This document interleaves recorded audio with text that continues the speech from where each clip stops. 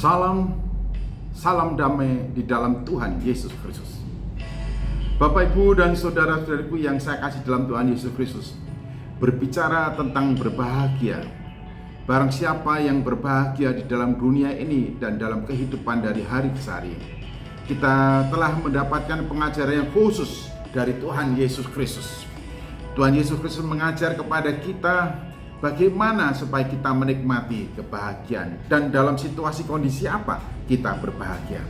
Ternyata Tuhan Yesus Kristus mengajarkan kepada kita bahwa kebahagiaan itu dianugerahkan kepada kita dalam segala situasi kondisi kehidupan kita.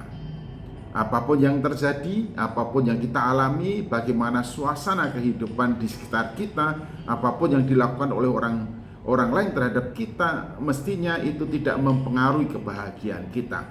Dan di dalam kata bahagia sebagaimana diajarkan oleh Tuhan Yesus Kristus, di sini dari ayat yang ke-10 sampai dengan 12. Jadi dari 12 ayat, 3 ayat diantaranya adalah menegaskan tentang kebahagiaan orang percaya di dalam situasi kondisi yang sulit, yaitu di dalam penganiayaan.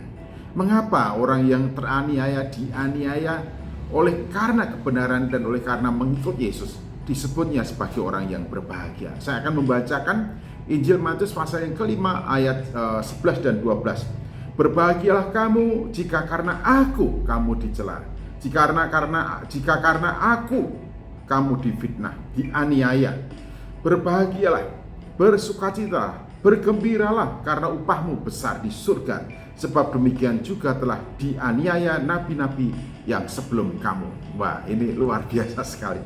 Jadi orang yang dianiaya oleh karena kebenaran, dicela oleh karena kebenaran, dianiaya oleh karena ikut Yesus, dicela oleh karena ikut Yesus, difitnahkan sesuatu yang jahat oleh karena kebenaran dan di dalam Yesus, dikatakan berbahagialah, bergembiralah, bersukacitalah. Ini artinya kebahagiaan penuh di dalam hidup orang-orang yang teraniaya, dianiaya, ditindas, dicacat, dicela oleh karena Yesus dan oleh karena melakukan kebenaran.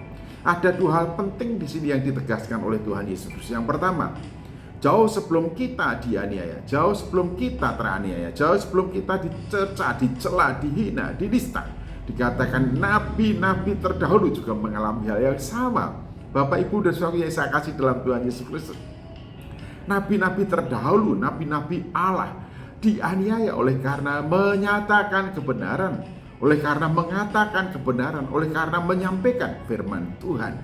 Dan mereka mengalami penganiayaan, dan Tuhan Allah katakan nabi-nabi itu berbahagia oleh karena mereka bukan saja mengatakan kebenaran tapi hidup di dalam kebenaran, dan oleh karena melakukan dan mengatakan kebenaran mereka teraniaya. Jadi jikalau sekarang ini kita dianiaya oleh karena ikut Yesus, oleh karena kebenaran, maka sesungguhnya kita disamakan, disetarakan dengan para nabi terdahulu. Memang kita bukanlah nabi-nabi sebagaimana zaman dahulu, namun penderitaan, penganiayaan, penghinaan yang kita alami oleh karena kita melakukan kebenaran, oleh karena kita ikut Yesus, itu juga yang dulu dialami oleh para nabi. Berbahagialah, bergembiralah, bersukacita.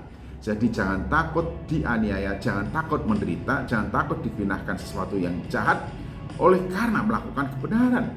Jadi fitnah itu bukan menunjukkan kebenaran pada kita, karena kita memang selalu hidup di dalam kebenaran dan melakukan kebenaran. Haleluya, puji Tuhan, itulah yang seharusnya kita ketahui. Kemudian yang kedua dikatakan di sini, bukan saja kita kemudian disebutnya sebagai orang-orang sama seperti nabi terdahulu yang juga teraniaya, namun berbahagialah, bersukacitalah, bergembiralah karena upahmu besar di surga. Jadi ternyata Tuhan memberi apresiasi atas ketekunan, ketabahan, kesabaran, dan kesetiaan kita kepada Tuhan di tengah-tengah penganiayaan, penderitaan, di tengah-tengah cacat, celah, hinaan yang diberikan oleh orang-orang lain. Jadi jikalau secara fisik, secara psikis, secara kenyataan realitas hidup sosial kita teraniaya, dianiaya oleh karena kita melakukan kebenaran, Tuhan katakan berbahagialah, upahmu besar di surga. Jangan takut menderita, jangan takut teraniaya, tetap lakukanlah kebenaran dan jadilah pengikut Kristus yang setia. Tuhan Yesus memberkati.